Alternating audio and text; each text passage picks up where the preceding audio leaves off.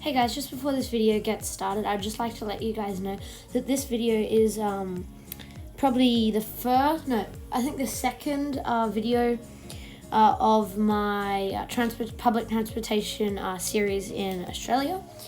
So in today's video we will be covering the Sydney Metro and just really about it, and pretty much we'll be covering stage 2. So anyway, let's get started. So what exactly is Sydney Metro? Sydney Metro is Australia's largest public transport project. It is a standalone metro system from the rest of the Sydney trains, from Sydney trains. It is Australia's first fully automated and driverless train system, and it is comprised into 2 stages. The first stage goes from Tullawong to Chatswood, but really the only part that they built was from Tullawong to Epping, as what was already there was the Chatswood to Epping rail link. So they really only had to build from Epping onwards to Tullawong. Now stage 2 goes from Chatswood all the way to Bankstown, and it is quite longer. Once completed, it will have 33 train stations. The current one that has already been opened as of recording, Sydney Metro Northwest, does comprise of 13 stations, I believe. So there is also a stage 3. I might talk about that in today's video too. So yeah. But let's actually dive deep into what exactly is Sydney Metro, how it works, why it's there, and how it is different from the rest of the Sydney Trains fleet. Now, something I do want to point out is the footage that I will be using is not mine, and it is mostly from news sources. Yeah, let's get straight into it. Okay, so I know earlier that I did say that everything I used was not mine. This is mine. I did make this. Anyway, that's not what I'm going to talk about. So here is the map of Sydney Metro. So as we can see, from Chatswood to Tullawong, that is the part of Sydney Metro that is already open. Now from Chatswood to Epping, that was also already open. That was called the Chatswood to Epping rail link. So what they really built was from Epping to Tullawong. So the stations they built from scratch were Cherrybrook, Castle Hill, Hills Showground, Norwest, Bella Vista, Kellyville, and Rouse Hill. But they didn't just use the tunnels. Well, they did. But they didn't, it's not like everything was there for them in the tunnels. They still had to replace all the train tracks and heavily renovate those tracks to accommodate the new Sydney Metro trains. They also had to put the platform edge doors, and they also had to put the tracks, the signals that tell the train, since it's automated, it doesn't have a driver, so it doesn't know where to go. So, yeah. So the stations that were technically already there were Epping, Macquarie University, Macquarie Park, and North Ryde. Now that is stage 1. Now stage 2 is quite a bit bigger. Now it goes from Chatswood to Bankstown. That is stage 2. Now on this map, and I've searched through all the maps and I'm not too sure why, it doesn't seem to show North Sydney. They are getting a train station. I think Victoria Cross is North Sydney's train station, but I'm not too sure about that one. So, again, they will be using parts of an already built line. So, from Chatswood to, I believe, Sydenham, so Chatswood to Central will be built. Brand new. And this is part of the Sydney Metro Stage 2. Most of it will be a new standalone line, but some of it will be using pre-existing lines. So right now I'm looking at a current Sydney map, So it'll be a standalone line right until we get to Waterloo, not Central. So from Central, it will then have a stop at Waterloo, but then it will actually, so it will look like this. So the actual normal train line will go like that, kind of. Sorry, I'm quite bad at drawing. But then the Sydney Metro line will come and connect up there, as you can currently see. So from Sydenham and right through to Bankstown, it will be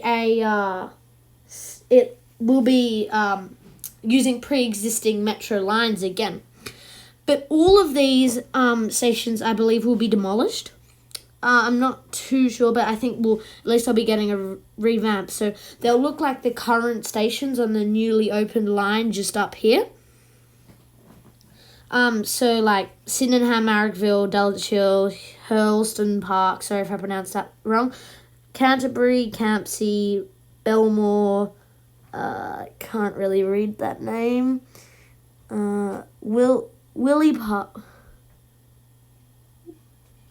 it's just kind of low res, Punchbowl and Bankstown will all be using pre-existing lines, but the tracks will be heavily updated so that they can be how do I put this?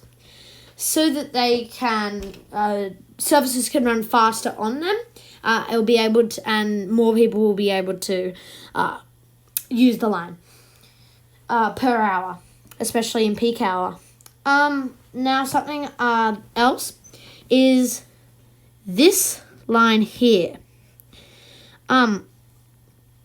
It is the so this is quite an old map, but none of the maps are currently updated. So this is pretty much all we've got. So again, I can't see what this would look like on a Sydney Trains map, as there are literally nothing there. So here, there's a line going out to there, but it is quite inadequate, especially when there are big events going on at Sydney Olympic Park. And I'm not really too sure what this means, because that's not T1, but anyway. And then the Bays precinct will hopefully be getting a stop. So this, I believe construction will be starting next year. So 2020, construction will start on that. And yeah. So the stops that would be on this are completely new stops, other than Parramatta. So this would be a completely new line, and this would be, I believe, all tunnels. So this would be really big. It would cost them quite a lot. Now, again, I can't see what station this one here is. So that's just great, isn't it? And Parramatta, whilst yes, it does have a station, it's very hard because they've got to go on the T1 line, which is quite long, a lot of stops. So this would essentially service an express line to there. And Westmead does have a stop, but again, it is quite inadequate, as you would have to either go on, you'd have to take the T1, so it would take a really long time. So this is basically speeding up stuff. But the sections that I'm about to highlight now, let me just get rid of all the stuff on here. The sections that I'm about to highlight now are sections that are already built, or are currently being built, that will serve areas that are currently not served by the current Sydney Trains network. So from Epping onwards, it was not served. So it's really good for people out there. They now get services. And from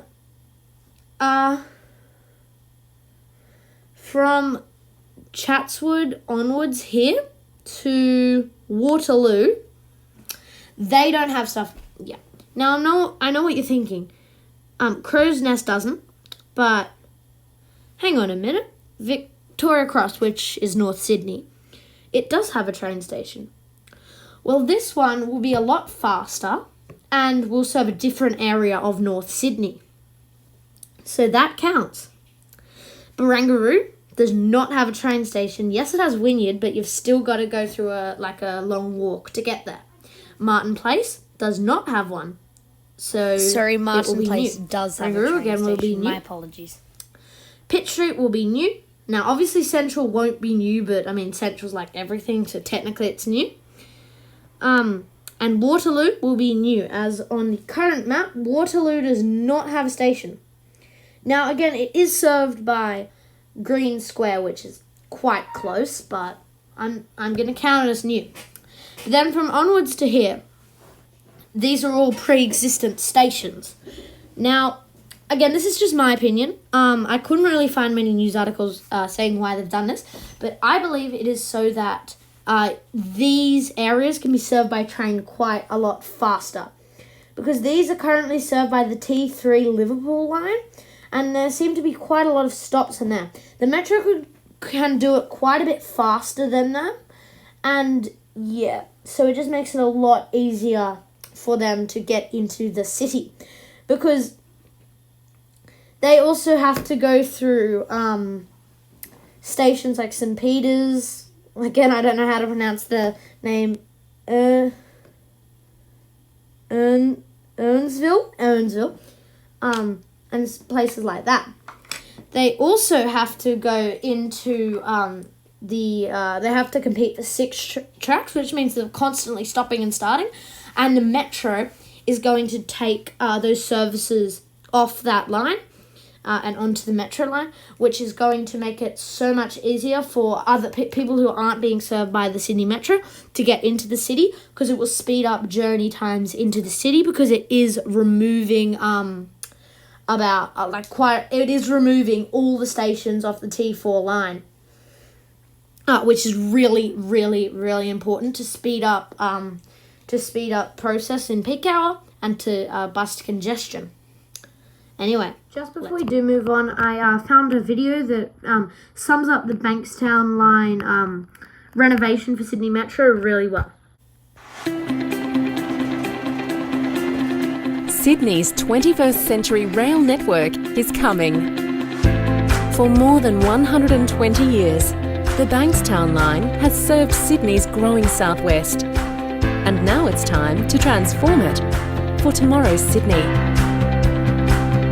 The planning process has started to upgrade the line and the 11 existing stations between Bankstown and Sydenham into one of the world's most modern metro networks, delivering state-of-the-art stations, along with more trains and faster travel times, connecting the southwest with the city, Pitt Street, Barangaroo, then under Sydney Harbour, to North Sydney and beyond. New CBD metro stations will ease crowding at Town Hall and Wynyard, along with faster travel times. Save up to 11 minutes from Bankstown to Martin Place, and at least 16 minutes between Sydenham and Macquarie Park. Yeah, I thought that video did sum up why they are just upgrading the part of the Bankstown line really well.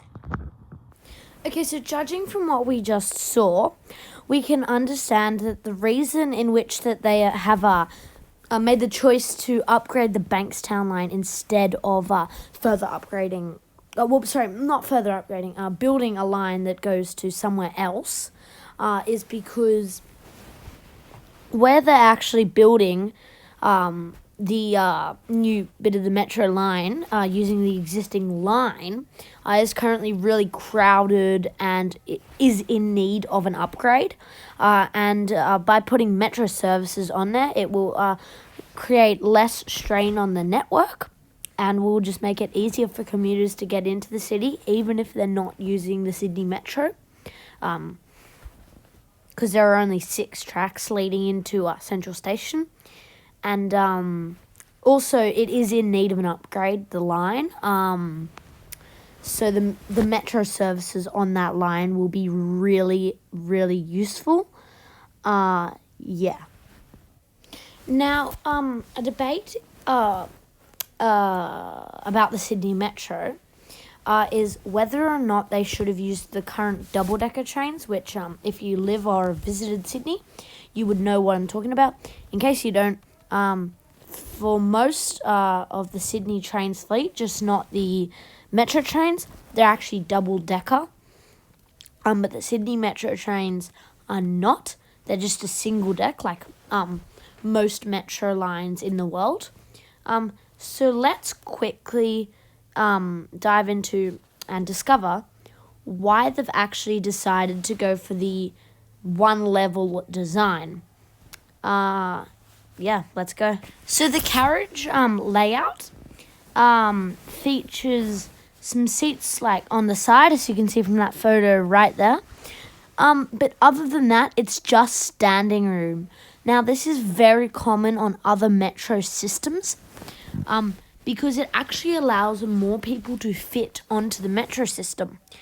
Now, an argument that people have been making is the double-decker trains can fit more people, but they actually can't. Because if you think about the layout of a double-decker train, it's got a little bit of standing area, but then there are steps going down and steps going up. And once you go up those stairs, it's just seats.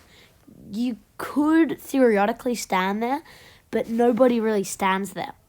So once all the seats are full, and once the small, very small, designated standing area is closed, well, is full, the train's full. Whereas on the Sydney Metro, there are only a limited number of seats. But once those seats are full, there isn't a minimal amount of standing room. There is a whole train full of standing room. And also it doesn't have the bends in the carriage. So it doesn't have a door. So that also opens up more standing room, which again is really useful. And these new trains, by being one carriage, have more wheelchair space and would be better in the unlikely event of an emergency. Another benefit of these trains, which is just more cool than actually useful to the average commuter, is the fact that it's driverless and you can actually look out the front of the train. I don't know, it's just the feeling that you're kind of like the driver of the train is really cool. And the metro has been, a lot of people have been saying, wow, it's really cool, how you can look out the front of the train. And I know that when I went on, I thought that was really cool too. So there are a lot of bonuses to the new carriage layout of the Sydney Metro train. And yeah, I really do hope that this video actually explains how the metro works. I know that it wasn't really laid out that well, and I know that it probably didn't really make a whole lot of sense. I'm not the best at talking about this kind of stuff, trying to get better, but I do hope that you kind of learned something from this video. Let's hope you did. And if you did, I'd appreciate it if you guys could give this video a like. I'm sorry this video was longer than usual, but it was. Thanks for watching, like and subscribe, and I'll see you all in the next one. Bye! This video took a really long time to make. Actually, please leave a like on the video. Sorry, there is one thing that I did forget. This is part of my new it is the first video in my new transportation series, and I'd like for you guys to let me know how I did. I have obviously spent a really long time